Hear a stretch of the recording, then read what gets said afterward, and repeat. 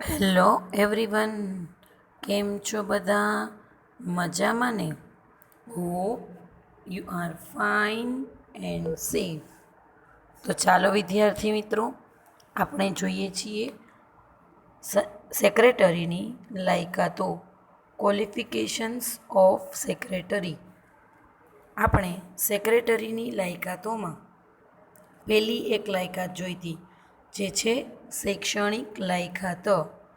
સેક્રેટરીની લાયકાતોનું આપણે સૂત્ર જોયું હતું.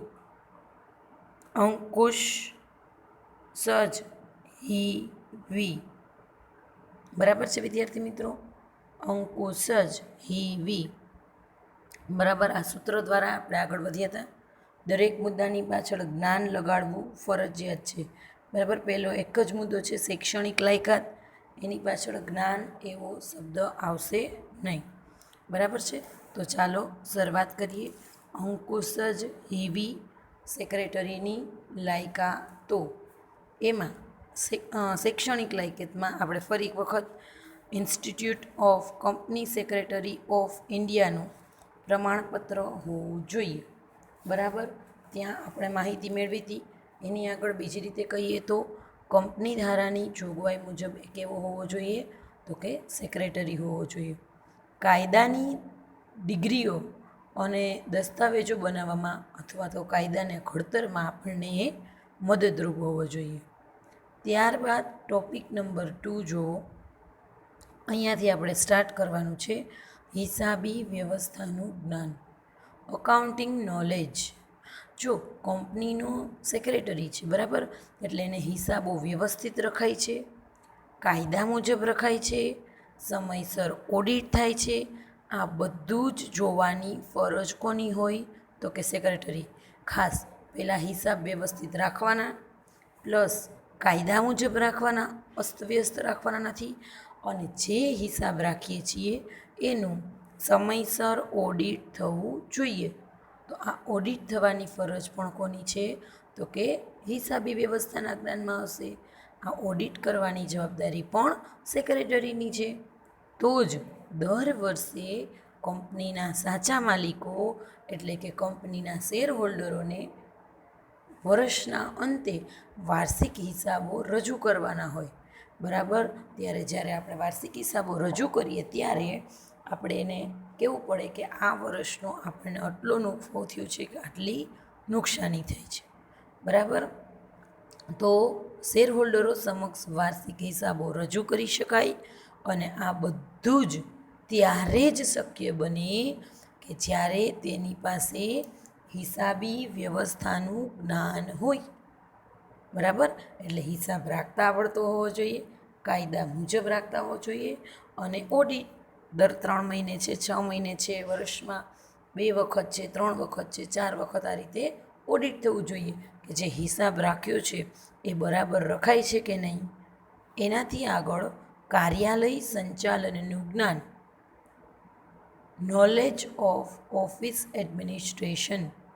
સૌથી મહત્ત્વની વસ્તુ, કાર્યાલયનો વડો કે જે રોજબરોજનું કામ કોણ કરે છે? તો કે સેક્રેટરી. એટલે કાર્યાલયના કાર્યોની ફાળવણી માટે જુદા જુદા વિભાગો વચ્ચે સંકલન સાધવા માટે તેમની પાસે કાર્યાલય સંચાલનનું જ્ઞાન આવશ્યક છે.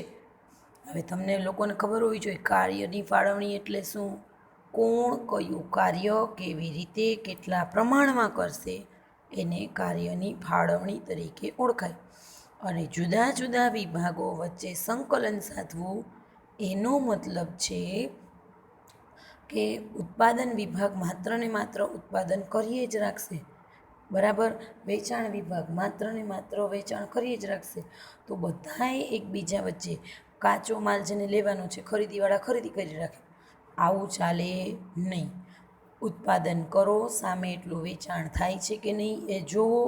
જે પ્રમાણે વેચાણ થાય છે, જે પ્રમાણે વેચાણ પ્રમાણે નવી જે કાંઈ પણ ડિમાન્ડ છે, આ બધા જ જુદા જુદા વિભાગો વચ્ચે સંકલન સાધવું પડે.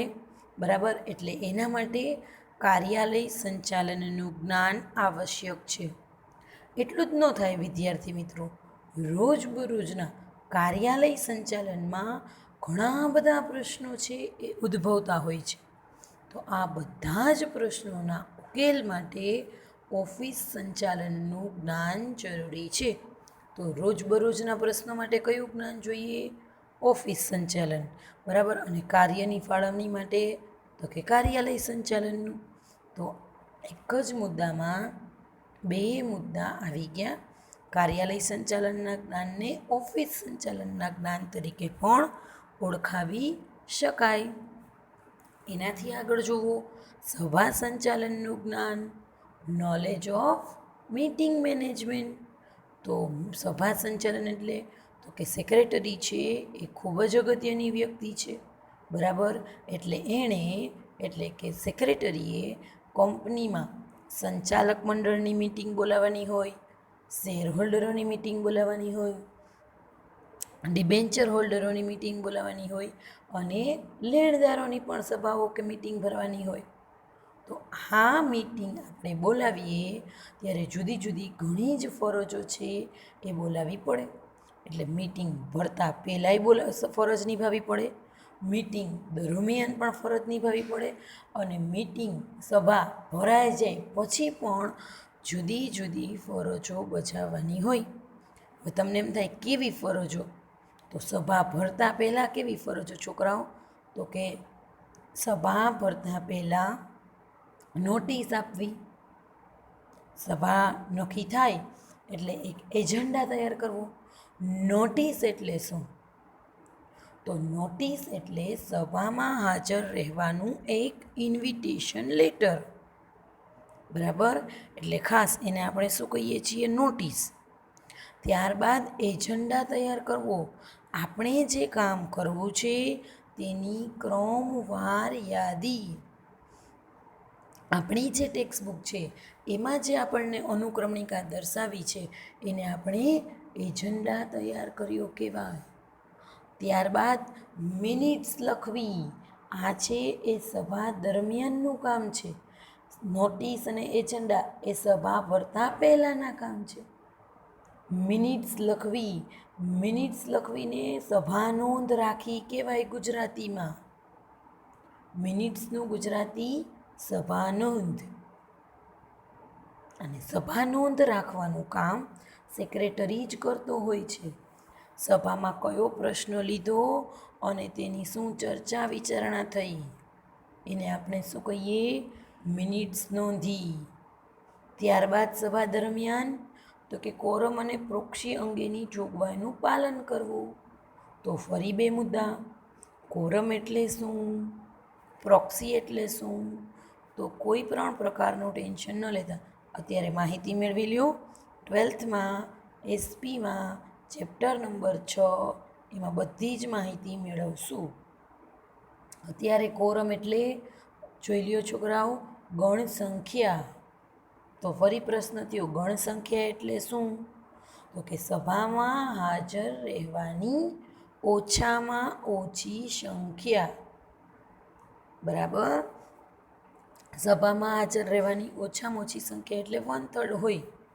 100 મેમ્બર્સ હોય તો 1/3 લેખે 33 મેમ્બરે હાજર રહેવું પડે તો જ સભા આપણે ચાલુ કરી શકીએ, જેને આપણે કોરમ તરીકે ઓળખીએ છીએ. અને પ્રોક્સીમાં તો કાંઈ સમજાવવાની જરૂરિયાત છે જ નહીં. પ્રોક્સી તો ઘણી બધી વખત આવે જ છે ને આપણે. તરત જ પ્રોક્સી આવે એટલે મગજમાં આવી જાય. જે શિક્ષકનો લેક્ચર હોય એ શિક્ષક ન આવે, એની બદલામાં કોઈ બીજું શિક્ષક આવે એટલે તરત જ ખ્યાલ પડી જાય કે આજે આ મેડમ આવ્યા નથી હો, એની શું છે? પ્રોક્સી. તો સેમ એ જ વસ્તુ, કોઈ શેરધારક છે એ સભામાં આવી શકે એમ નથી, બરાબર. તો એની બદલે કોઈ અન્ય વ્યક્તિ આવી જાય તો એને આપણે શું કહીએ છીએ? પ્રોક્સી અંગેની જોગવાઈઓ. તો આ બધાનું પાલન થાય તે માટે કંપની ધારા અને સભા સંચાલનનું જ્ઞાન છે એ ખૂબ જ જરૂરી છે. ત્યારબાદ જુઓ વિવિધ કાયદાઓનું જ્ઞાન. Knowledge of various act. ઘણા બધા કાયદાઓ જોઈએ, ખાલી કંપનીનો કાયદો ખાલી જાણીને, કંપની ધારાનો કાયદો જાણીને પણ ચાલશે નહીં. એ સિવાય પણ ઘણા બધા કાયદાઓનું જ્ઞાન હોવું જોઈએ. એટલે અત્યારની સંસ્કૃતિ કેવી છે, એટલે કે વર્તમાન સંસ્કૃતિમાં સેક્રેટરી પાસે વિવિધ કાયદાઓનું જ્ઞાન પણ આવશ્યક છે. બરાબર, એટલે જુદા જુદા કાયદાઓનું જ્ઞાન છે એ હોવું જોઈએ. તો જ કંપનીના સંચાલન અસરકારક રીતે કરી શકાય. આ કાયદાઓમાં ખાસ કરીને 8 પ્રકારના કાયદા આવશે. વિદ્યાર્થી મિત્રો જોજો, આ પ્રકારના કાયદામાં ખાસ કરીને કયા કાયદાઓ છે, તો કે જોવો જી, આ પ્રકારના કાયદાઓમાં ખાસ કરીને ભારતીય કરારનો કાયદો, બરાબર, 1956નો ભારતીય કરારનો કાયદો, સેબીનો કાયદો, 1992નો securities and exchange board of India, અને આપણે સેબીનો કાયદો કહીએ છીએ.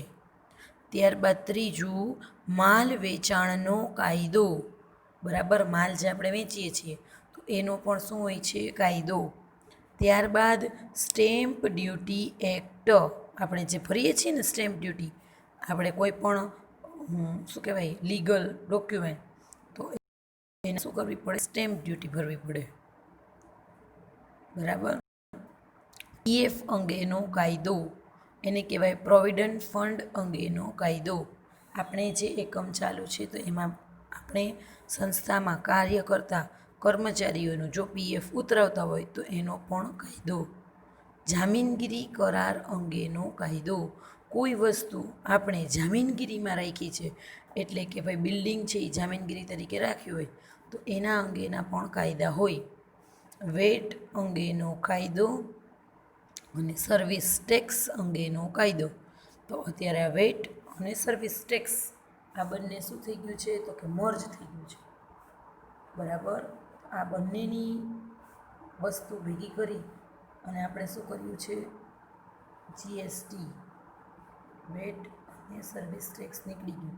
એટલે આપણે કયો ટેક્સ આવી ગયો, ગુડ્સ એન્ડ સર્વિસ ટેક્સ. બરાબર, ભેગું થઈ ગયું.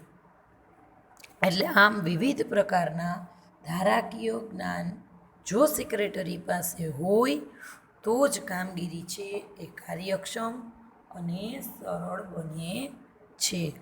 તો આપણે જોયું વિવિધ કાયદાઓનું જ્ઞાન, જેમાં 8 કાયદાઓનો સમાવેશ થાય છે.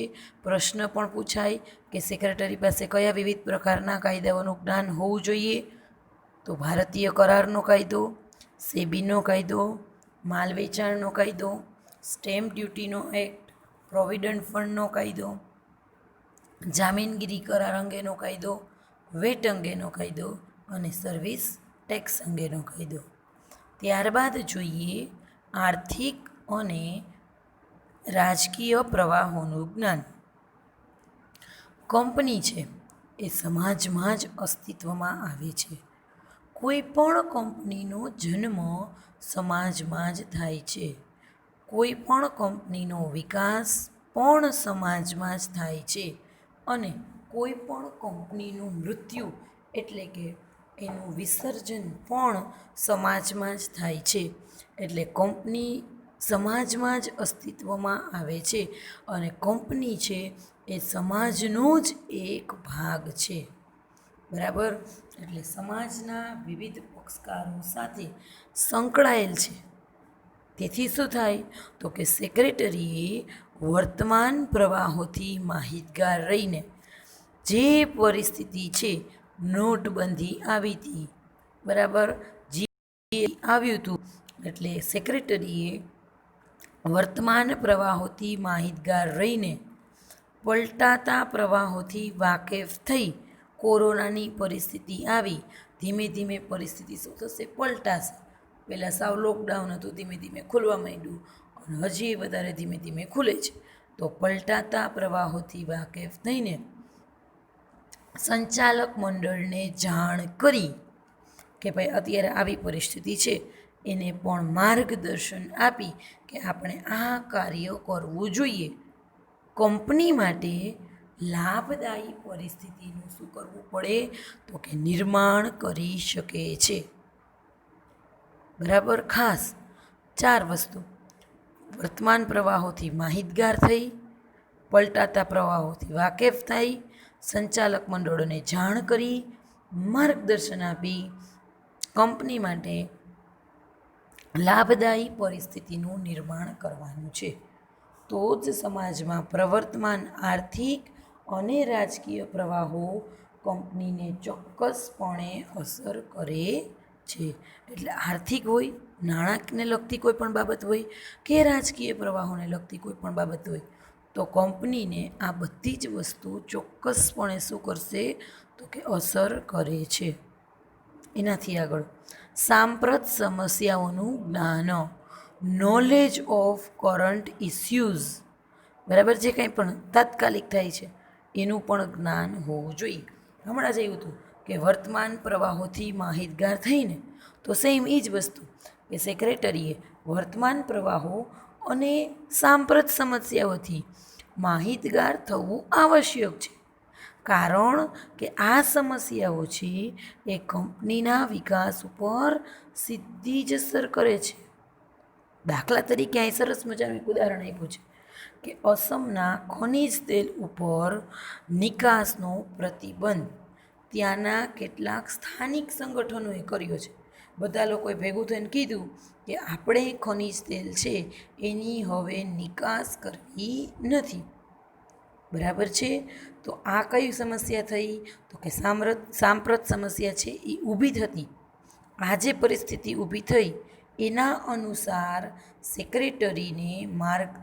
સેક્રેટરી શું કરશે તો કે સંચાલકોને માર્ગદર્શન આપશે અને ભવિષ્યમાં જે કાંઈ પણ ઊભી થશે પરિસ્થિતિ કે જે કાંઈ પણ સમસ્યા ઊભી થશે, બરાબર, એની અગમચેતી રાખે છે.